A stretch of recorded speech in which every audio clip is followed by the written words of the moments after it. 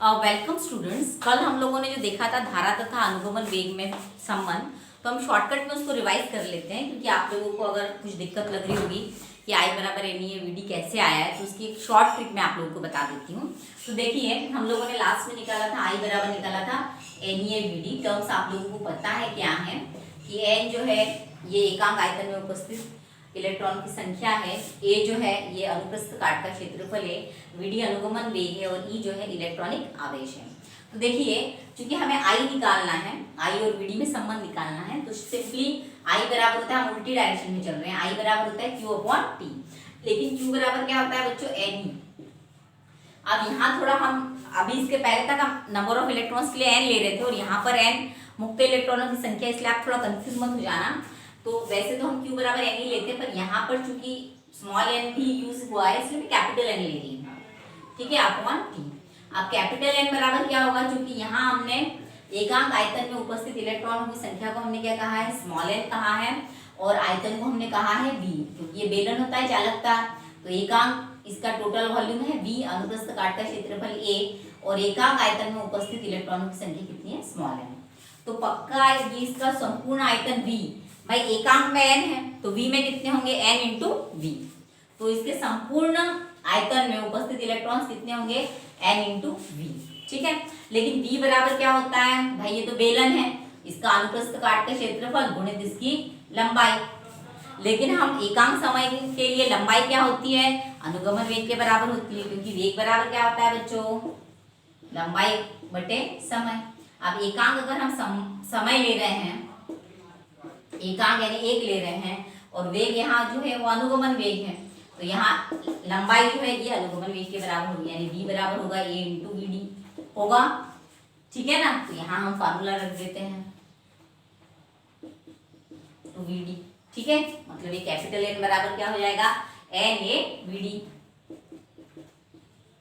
और इंटू, चूंकि ये कैपिटल N है, इंटू ई और अपॉन टी। लेकिन एकांक समय के लिए t बराबर हम 1 लेंगे, तो i बराबर कितना हो जाएगा, N A V D. So simple. तो आपको घबराने की बिल्कुल जरूरत नहीं है, i बराबर क्यू अपॉन टी से ही हमने इसको निकाला है। किस तरीके से हमने किया है ये मैंने आपको शॉर्टकट में बता दिया है, तो ये आप लोगों के लिए सिंपल होगा। आपको इसको मेमोराइज करने की जरूरत नहीं है, आप टेक्निकली लिख सकते हैं। बस ये लिखिए कि एक चालक तार है जिसके अनुप्रस्थ काट का क्षेत्रफल a है, हम मानेंगे उसका आयतन v है, तथा इसमें एकांक आयतन में उपस्थित इलेक्ट्रॉनों की संख्या n है, इलेक्ट्रॉनिक आवेश E है, ठीक है। और इस तरीके से जो है आप इसको हल करते जाएंगे, तो ये आप लोगों के लिए काफी आसान होगा। अब बच्चों, हम अगला जो टॉपिक देख रहे हैं वो हम देखेंगे ओम का नियम। हालांकि आप लोग देखिए 10th में पढ़ चुके हैं ओम का नियम, आप अच्छे से समझते भी हैं, और चूंकि हमें ओम का नियम तो है, उस पर आधारित न्यूमेरिकल्स भी हैं। 10th में आपने जो पढ़ा है उससे काफी कुछ आगे का भी दिया हुआ है हमें, तो हमें वो देखना है। तो हम ओम के नियम से स्टार्ट करते हैं। तो देखिए, ओम का नियम क्या होता है, इसे हम ओम्स लॉ कहते हैं। आप लोगों को रिवाइज हो रहा होगा 10th वाला ओम का नियम, ओम्स लॉ, कि यदि किसी चालक की भौतिक अवस्था में परिवर्तन ना हो या चालक की भौतिक अवस्था स्थिर रहती हो, तो चालक में से प्रवाहित विद्युत धारा उसके सिरों पर लगाए गए विभवांतर के क्या होती है, अनुक्रमानुपाती होती है। और यही क्या है, ओम का नियम है। तो हम इसको लिख लेते हैं कि यदि चालक की भौतिक अवस्था अर्थात बच्चों ताप, उसके ताप में परिवर्तन नहीं हो रहा है, क्योंकि देखिए ताप परिवर्तन होगा तो उसकी लंबाई में भी परिवर्तन होगा। यदि चालक की, यहां कह सकते हैं भौतिक अवस्था स्थिर रहती है, यदि चालक की भौतिक अवस्था में परिवर्तन ना हो, तो चालक में से बहने वाली विद्युत धारा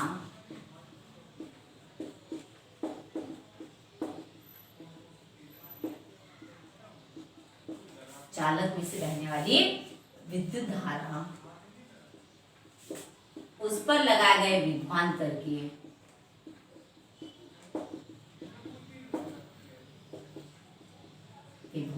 के क्या होती है बच्चों, अनुक्रमानुपाती होती है।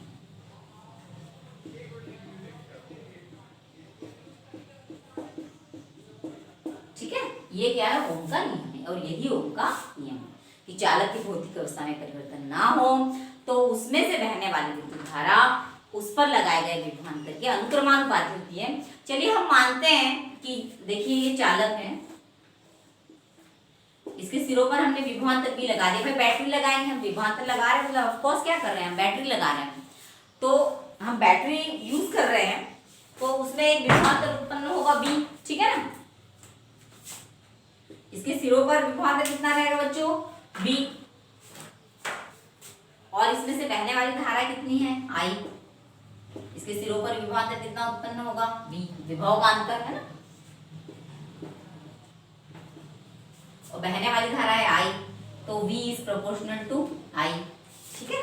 विभवांतर V है, विद्युत धारा I है, तो V अनुक्रमानुपाती I, अर्थात हम एक कांस्टेंट लेंगे अनुक्रमानुपाती नियतांक, इसे आनुपातिक नियतांक R कहते हैं। और R क्या है, एक आनुपातिक नियतांक है, ठीक है ना। R क्या है, एक आनुपातिक नियतांक, जिसे क्या कहते हैं बच्चों, जिसे चालक का प्रतिरोध कहते हैं। इसको हम एक नाम दे देते हैं सूत्र को। तो एक से हम क्या कहेंगे बच्चों, सूत्र एक से R बराबर क्या हो जाएगा, V/I, अर्थात प्रतिरोध जो होता है चालक का, ये विभवांतर तथा धारा यानी विद्युत धारा का क्या होता है, अनुपात होता है। ये सदैव नियत रहता है। भाई देखिए, अगर विभवांतर बढ़ेगा तो विद्युत धारा उसी अनुपात में बढ़ेगी। तो R जो है, क्योंकि इन दोनों का अनुपात है, इसलिए हमेशा क्या रहेगा, कांस्टेंट रहेगा। ये चालक का जो है प्रतिरोध होता है, यानी उसकी प्रवृत्ति होती है जो विद्युत धारा के प्रवाह में रुकावट डालती है, और उसी को हम क्या कहते हैं, प्रतिरोध कहते हैं। और प्रतिरोध का ऐसा ही मात्रक क्या होता है बच्चों, ये होता है ओम। हम यहाँ लिख लेते हैं कि प्रतिरोध का ऐसा ही मात्रक R है, प्रतिरोध ओम, या इसको हम इस तरीके से दर्शाते हैं। अब केवल ओम नियम जो है धात्विक चालकों के लिए ही लागू होता है, यानी धात्विक चालकों में ही यदि विभव बढ़ाते हैं तो विद्युत धारा भी बढ़ती है। क्योंकि देखिए, आप लोग सेमीकंडक्टर वाला चैप्टर जब पढ़ेंगे, जो लास्ट यूनिट दिया है आपका, तो उसमें आप देखेंगे कि ये जो नियम है ओम का नियम, ये सेमीकंडक्टर यानी अर्धचालकों के लिए लागू नहीं होता है। बहुत से डिवाइसेस है जिनके लिए ओम का नियम लागू नहीं होता है। ये केवल धात्विक चालकों के लिए, यानी धातु की अगर आप तार लेते हो उसी के लिए लागू होता है। तो यदि आप V वर्सेस I यानी विभवांतर वर्सेस विद्युत धारा का ग्राफ खींचते हैं, तो ये ग्राफ सदैव क्या आता है बच्चों, एक सरल रेखा। आप यदि विभवांतर तथा विद्युत धारा का एक ग्राफ लेते हैं तो ये ग्राफ क्या आता है, सदैव एक स्ट्रेट लाइन यानी कि सरल रेखा आती है। I जो है हम Y एक्सिस पर ले रहे हैं, और विभवांतर V जो है हम ये X एक्सिस पर ले रहे हैं, ठीक है। विभवांतर वोल्ट में होगा और विद्युत धारा I जो होगी ये किसमें होगी बच्चों, एम्पियर में होगी। ये एक सरल रेखा आएगी। इसका अर्थ क्या होगा, यदि हम विभवांतर बढ़ाएंगे तो विद्युत धारा भी उसी अनुपात में बढ़ेगी, विभवांतर हम घटाएंगे तो विद्युत धारा भी उसी अनुपात में घटेगी। हम यहाँ पर एक रियोस्टेट लगाते हैं, परिवर्ती प्रतिरोध, जिसके द्वारा हम विभवांतर को घटा बढ़ा सकते हैं, जिससे विद्युत धारा भी कम ज़्यादा होती है। और इस तरीके से हम इसको प्रैक्टिकली करते हैं। तो ये है ओम का नियम, ये केवल धात्विक चालकों के लिए लागू होता है। और R बराबर हम लेंगे तो ये क्या आएगा बच्चों, V/I, और ये नियत होता है, ये हमेशा क्या रहता है, कांस्टेंट रहता है। अब हम कल जो हमने पढ़ा था उस पर आधारित कुछ न्यूमेरिकल्स हल कर लेते हैं। देखिए, पहला न्यूमेरिकल पढ़ लेती हूँ मैं। पहला न्यूमेरिकल ये दिया हुआ है कि यदि किसी चालक के परिच्छेद से 0.5 सेकेंड में 10⁻18 इलेक्ट्रॉन्स प्रवाहित होते हैं और अनुप्रस्थ क्षेत्रफल दिया हुआ है चालक तार का 0.1 सेंटीमीटर स्क्वायर, तो उसमें से बहने वाली धारा तथा धारा घनत्व का हमें मान ज्ञात करना है। तो देखिए, सबसे पहले हमें जो है न्यूमेरिकल्स जब हम हल करते हैं तो बच्चों एक बात ध्यान देना है हमेशा कि जो गिवन क्वांटिटीज जो दी होती है उसको हम लिख लेते हैं। फिर दूसरा, सभी एक यूनिट में है या नहीं है देख लेते हैं। तीसरा, हम जनरली जो है सभी एसआई में होती है, एक आध दो ही जो है दूसरी यूनिट में होती है, तो एसआई में हम कन्वर्ट कर लेते हैं। फिर उसके बाद हम फार्मूला फाइंड आउट करेंगे कि भाई ये आखिर किस फार्मूले पर है, उसमें पूछा गया है, उस आधार पर जो है हम इसका न्यूमेरिकल को हल करते हैं। सबसे पहले हम गिवन क्वांटिटीज लिख लेते हैं। तो इसमें जो पहला न्यूमेरिकल है, इसमें देखिए चालक के परिच्छेद से 0.5 सेकेंड यानी टी बराबर कितना दिया है 0.5 सेकेंड। भाई समय का ऐसा यूनिट सेकेंड है, इसमें भी सेकेंड में ही दिया हुआ है। मैं 10⁻18 इलेक्ट्रॉन, देखो इलेक्ट्रॉनों की संख्या को हम स्मॉल एन से दर्शाते हैं, कितने दिए हुए हैं 10⁻18 इलेक्ट्रॉन दिए हुए हैं। अब अनुप्रस्थ क्षेत्रफल दिया है उन्होंने, ये दिया हुआ है 0.1 सेंटीमीटर स्क्वायर। अब एक बात ध्यान दिए बच्चों कि देखिए ये सेंटीमीटर स्क्वायर है और चूंकि हमें एसआई में, बाकी क्वांटिटीज भी एसआई में है, तो हमें इसको भी किस में कन्वर्ट करना है, एसआई में कन्वर्ट करना है। तो हम यहाँ साइड में लिख लेते हैं। देखिए 1 सेंटीमीटर कितने मीटर होता है 10⁻⁻2 मीटर होता है, 10 की पावर में हमें याद रखना है। तो 1 सेंटीमीटर स्क्वायर, इसका स्क्वायर कर देंगे हम तो कितना आएगा 10⁻⁻2 का भी हमें स्क्वायर करना पड़ेगा, ये मीटर स्क्वायर बन जाएगा। तो ये आएगा 10⁻⁻4 मीटर स्क्वायर, अर्थात 1 सेंटीमीटर स्क्वायर कितना होता है बच्चों 10⁻⁻4 मीटर स्क्वायर होता है। और ये 0.1 है तो 0.1 एज इट इज, और ये 10⁻⁻4 हम लिखेंगे। देखिए अब 0.1 को भी हम सभी को 10 की पावर में कन्वर्ट करें, जिससे 0.1 दिया हुआ है। तो बच्चों इसको 0.1 ना करने की कोशिश करें, आप इसको डायरेक्टली 10⁻⁻1 लिख दीजिए। तो इसको हम क्या लिखेंगे 10⁻⁻1 गुणे 10⁻⁻4 बराबर कितना हो जाएगा 10⁻⁻5 मीटर स्क्वायर। ये हमारे लिए कन्वर्ट करना जरूरी था। देखिए 10 की पावर में हम कन्वर्ट करते हैं तो हमसे गलतियां नहीं होंगी, नहीं तो कई बार हम पॉइंट में छोटी छोटी गलतियां कर देते हैं और हमारा आंसर जो है सही आने की बजाय जो है दशमलव में, पॉइंट्स में उसमें गड़बड़ हो जाती है। तो इसलिए हमेशा याद रखना है कि हम 10 की पावर में ही इसको कन्वर्ट करेंगे। तो ये 10 की पावर में हमने कन्वर्ट कर लिया। अब देखिए इन्होंने अनुगमन वेग तो दिया नहीं है, आई बराबर सिंपली क्या होता है बच्चों Q/T, विद्युत धारा पूछी इन्होंने और जे भी पूछा है ना। और आई बराबर क्या होती है बच्चों Q/T, Q बराबर क्या होता है Ne है ना, नंबर ऑफ इलेक्ट्रॉन्स, इलेक्ट्रॉनों की संख्या, और गुणन क्या होता है E यानी इलेक्ट्रॉनिक आवेश और बटे T दोनों दिए हुए हैं। N कितना दिया हुआ है बच्चों 10⁻18 इंटू E, इलेक्ट्रॉनिक आवेश कितना होता है 1.6 इंटू 10⁻⁻19 अपॉन टाइम कितना दिया है बच्चों 0.5। ठीक है। अब देखिए ऊपर जो क्वांटिटीज है इसमें हम सबसे पहले 10 की पावर को ही करेंगे। तो देखिए 10 की पावर में अगर हम करेंगे तो ये 18 है और ये -19 है, तो -19 + 18 कितना आएगा बच्चों 10⁻⁻1 और ये 1.6 एज इट इज और अपॉन 0.5। सिंपली देखिए इसको हम 16/5 लिख सकते हैं गुणे 10⁻⁻1। अब देखिए 16/5 करेंगे हम तो कितना आएगा बच्चों 3.2 आएगा और इंटू 10⁻⁻1 है। तो ये और क्या होगा इसका प्लेस जो है ओवर शिफ्ट होगा, तो ये कितना आ जाएगा 0.32 एम्पियर। तो विद्युत धारा कितनी आएगी बच्चों 0.32 एम्पियर। भाई विद्युत धारा आ गई। अनुप्रस्थ काट का क्षेत्रफल दिया है, धारा घनत्व J बराबर क्या होता है I/A। तो सिंपली हम धारा घनत्व निकाल सकते हैं ना भाई। I आ गया, I कितना आया है 0.32 एम्पियर। अब J बराबर क्या होता है I/A, यहाँ लिख लेते हैं हम लोग।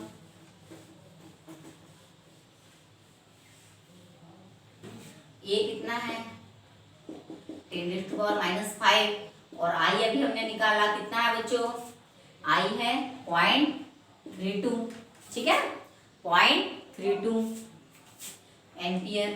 तो J बराबर हो जाएगा I/A। हमें पता है धारा घनत्व क्या होता है एकांक क्षेत्रफल में से प्रवाहित होने वाली विद्युत धारा यानी बटे I/A। I कितना है 0.32, A कितना है बच्चों 10⁻⁻5। इसको हल करेंगे तो ये क्या हो जाएगा 0.32 इंटू 10⁻⁵ या आप ये कह लीजिए इसको हम क्या ये -5 ऊपर जाके +5 हो जाएगा। इसको हम जो है तरीका होता है कि ये जो न्यूमेरिकल वैल्यू आती है इसको हम इस तरीके से पॉइंट में कन्वर्ट लिखते हैं कि इसका आंसर जो होता है 1 से मतलब 10 से कम है, 1 से 10 के बीच में। तो देखिए 0.32 ये 1 से 10 के बीच में नहीं है, इसको हम कैसे लिख सकते हैं 3.2, पर हमें क्या करना पड़ेगा 3.2 लिख रहे हैं तो इसका एक 10 का पावर हमें कम करना पड़ेगा। तो ये क्या हो जाएगा 3.2 इंटू 10⁴ और ये क्या होता है बच्चों, एम्पियर पर मीटर स्क्वायर। तो इसलिए धारा घनत्व जो है कितना आया है, 3.2 into 10⁴ ampere per metre square इतना आया है। अब हमारे लिए अगला है, अगला न्यूमेरिकल, ये भी काफी आसान था। सेकंड न्यूमेरिकल दिया है, तांबे में मुक्त इलेक्ट्रॉनों की संख्या दी हुई है 8.5 इंटू 10⁻28 मीटर क्यूब। तो मुक्त इलेक्ट्रॉनों की संख्या कितनी है बच्चों, 28 मीटर -3। मतलब यदि 1 मिलीमीटर स्क्वायर क्षेत्रफल वाले तांबे की तार के सिरों पर विभवांतर आरोपित करने पर, तो देखिए क्षेत्रफल दिया है, ये बराबर कितना दिया है, 1 मीटर स्क्वायर, ठीक है, mm। और सिरों पर विभवांतर आरोपित करने पर वीडी अनुगमन वेग दिया है बच्चों इन्होंने 9 इंटू 10⁵ मीटर पर सेकेंड। तो उसमें से बहने वाली विद्युत धारा कितनी होगी ये हमें बताना है। तो देखिए अनुगमन वेग दिया है, अनुप्रस्थ क्षेत्रफल दिया है, मुक्त इलेक्ट्रॉनों की संख्या दी है एकांक आयतन में उपस्थित। तो भाई यहाँ पर फार्मूला कौन सा लगेगा, I बराबर NE/VD से हम विद्युत धारा का मान आसानी से ज्ञात कर सकते हैं। पर अब हम लोगों ने गिवन क्वांटिटीज लिख ली। अब एक बात हम करते हैं कि सभी सेम यूनिट में है या नहीं, ये देख लेते हैं, चेक कर लेते हैं।